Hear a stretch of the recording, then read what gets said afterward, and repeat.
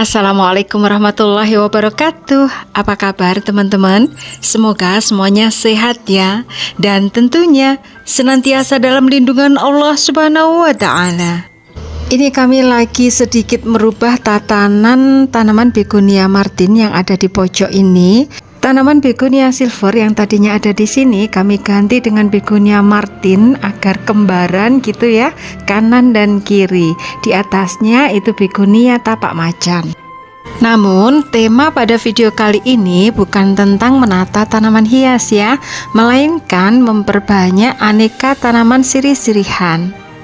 Ini kami siapkan media tanamnya yang terdiri dari tanah, pupuk kandang, sekam, dan juga kompos hasil panenan kami sendiri sebagaimana video sebelumnya.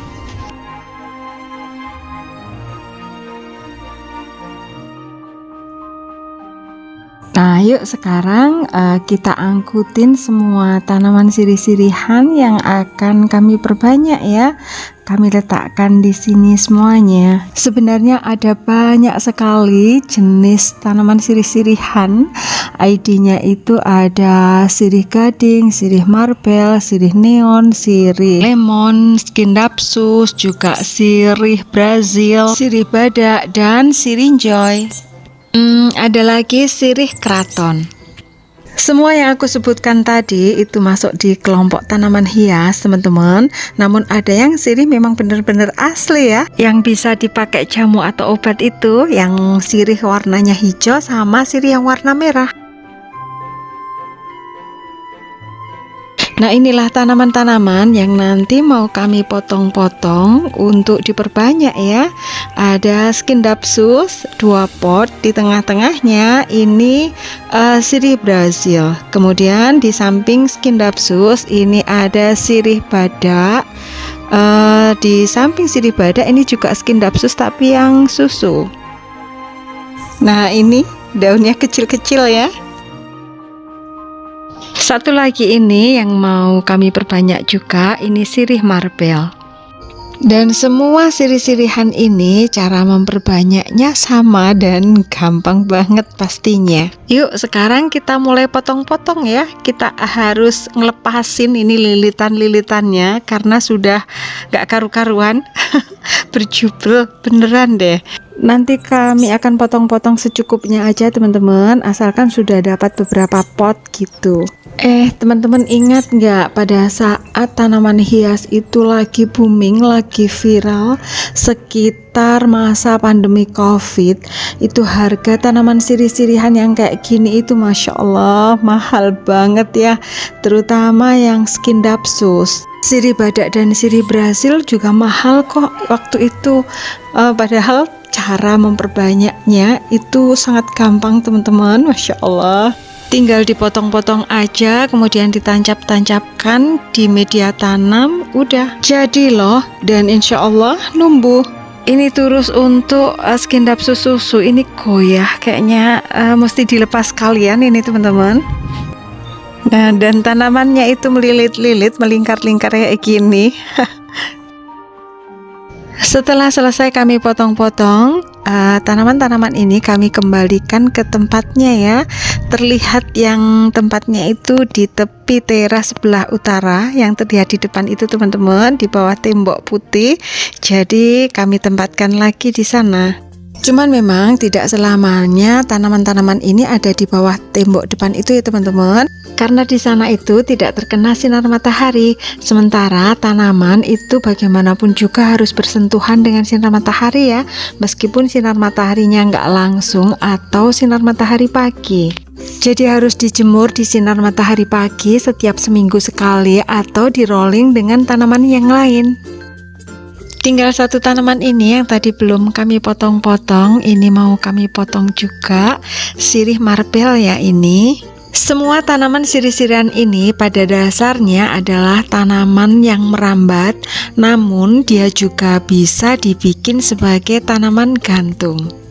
Selain dirambatkan di turus, tanaman sirih-sirihan ini bisa juga dirambatkan di tembok atau di pohon. Untuk sirih marbel dan sirih gading itu kalau dirambatkan di tembok, ukuran daunnya itu bisa lebih gede daripada yang rambat di turus. Apalagi jika dirambatkan di pohon, daunnya itu bisa jumbo loh, bisa gede banget. Namun perlu diketahui teman-teman bahwa tanaman sirih-sirihan ini tidak menyukai sinar matahari yang secara langsung terus-menerus ya. Jadi mulai pagi sampai sore kena sinar matahari dan setiap hari itu daunnya bisa gosong. Jadi teman-teman bisa meletakkannya di teras yang masih terjangkau sinar matahari tidak langsung, atau di bawah paranet, atau di bawah pohon ya. Nah, inilah hasil potongannya tadi. Ini sudah aku pilah-pilah berdasarkan kelompoknya sendiri-sendiri ya. Jadi ada sirih marbel, sirih Brasil, sirih badak, itu sudah aku sendiri-sendirikan. Sekarang waktunya kita mencacah-cacah, kita potong-potong. Ada yang kita potong 1 ruas dan ada yang 2 ruas. Nah, cara motongnya di bagian yang bawah itu yang panjang ya, yang bagian atas kami potong mepet sama daun. Ini aku kasih tunjuk yang panjang, nah ini yang bawah. Terus kita potong persis di atas daunnya. Nah, seperti ini. Untuk yang potongan 2 ruas pun sama, yang bawah itu panjang, kemudian setan 2 ruas kita potong persis di atas daunnya.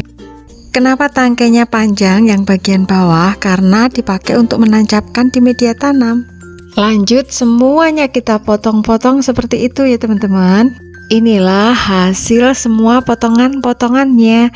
Harus segera kami eksekusi ya teman-teman, segera kami tancap-tancapkan ke media tanam, karena kalau terlalu lama nanti layu, kan daunnya leto ya, saat ditancapkan itu tidak terlihat bagus. Adapun media tanam yang sudah kami siapkan, ini ada tanah, pupuk kandang, sekam bakar, dan juga kompos dengan perbandingan 1:1:1:1. Untuk komposnya ini hasil panen kami sendiri ya teman-teman, sebagaimana video aku sebelumnya. Kompos dari hasil sampah dedaunan, ranting-ranting maupun sampah-sampah dapur. Kalau teman-teman ingin tahu caranya membuat, silahkan dibuka video aku sebelumnya. Semua media tanamnya kami masukkan ke dalam bak hitam yang gede ini teman-teman. Kami campur di sini. Selanjutnya kami aduk-aduk biar tercampur merata ya. Namun ternyata ini terlalu penuh teman-teman, sehingga susah ngaduknya. Yang bagian bawah nggak bisa bercampur, akhirnya harus kami kurangi dulu ya, biar bisa diaduk sampai yang bagian bawah. Dan ini kami siapkan beberapa pot, ada yang pot biasa dan juga pot tempel. Warnanya pun macam-macam ini teman-teman. Ada yang ungu, ada yang putih, ada yang hitam. Ini potnya bekas semua karena aku nggak beli pot baru. Oh ya teman-teman, kembali ke media tanam ya.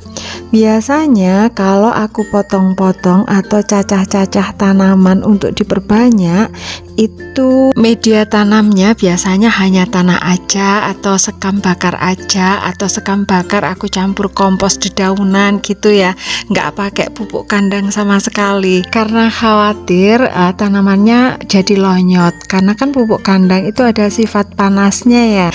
Namun kali ini aku mencoba untuk memakai pupuk kandang, karena sebagaimana video aku sebelumnya, pupuk kandang ini kan aku beli dari Mas Cintung, dan ini sudah fermentasian teman-teman, sudah dingin juga.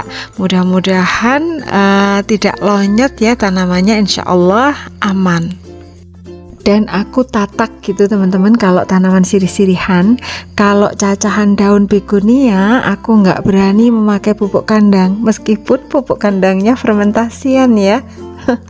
kayak nggak tatak aja kalau begonia. Kalau sirih ini insya Allah aman. Ini nanti bisa jadi banyak loh teman-teman, bisa jadi berapa pot itu tadi. Wah, gimana ya kalau jual tanaman? Kadang-kadang juga berpikir aku teman-teman, gimana kalau jual tanaman hias ya? Tapi enggak sementara hanya koleksi pribadi aja dan juga untuk mempercantik rumah sendiri, dan juga teman-teman yang minta atau tetangga gitu kita kasih. Wah, ternyata ini ada 13 pot teman-teman, dan masing-masing pot itu kami nancapkannya banyak tangkai ya, jadi terlihat rimbun gitu, sehingga nanti begitu mereka ini numbuh langsung terlihat cantik. Jadi tips untuk teman-teman yang mau perbanyak tanaman dengan cara stek kayak gini, itu motongnya nggak usah panjang-panjang ya, hanya satu ruas atau 2 ruas kayak yang aku contohkan tadi, dan masing-masing pot ditanam langsung rimbun, jadi terlihat cantik kayak gini kan. Sekarang harus kami pindahkan ke depan dulu teman-teman, karena tahap selanjutnya itu harus dilakukan penyiraman. Nah, kami pindahkan di sini karena kalau di teras disiram kan pasti becek semua ya teman-teman terasnya. Sehabis disiram semuanya, nanti kami pindahkan ke tempat yang teduh ya. Untuk penyiraman berikutnya sekitar 4 hari lagi teman-teman. Jadi kalau media tanamnya sudah terlihat agak kering gitu baru disiram. Karena kalau disiram setiap hari itu batangnya bisa atau tangkainya bisa busuk, karena tangkai-tangkai ini belum bisa menyerap banyak air ya, sehingga kalau disiramnya setiap hari media tanamnya jadi becek ya, busuk, nggak bisa numbuh. Nah, jadi itu tadi kegiatan kami hari ini, memperbanyak aneka tanaman sirih-sirihan. Terima kasih sudah menonton, semoga teman-teman suka ya, dan semoga video ini bermanfaat. Jangan lupa like, komen, share, subscribe, dan juga aktifkan tombol loncengnya.